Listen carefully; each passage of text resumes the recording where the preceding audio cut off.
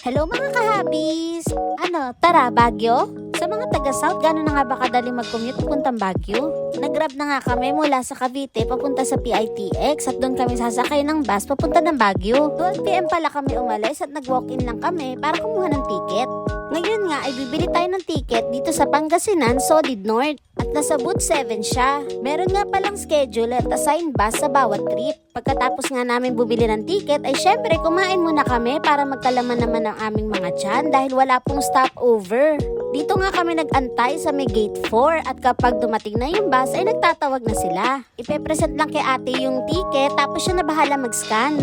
4 PM pala yung napili namin na trip at ang nakuha naming bus ay para sa luxury class. Medyo maliit lang yung lagayan sa taas pero pwede ka na naman maglagay ng gamit sa storage nila. Feeling ko nga naka-aeroplano ako dahil meron pa silang bus pad. Di ko na videohan pero may CR na rin pala to sa loob. Meron din silang USB charging port, complimentary snack and drink. Ang nakakatuwa dito ay exact time talaga umalis yung bus and no waiting time.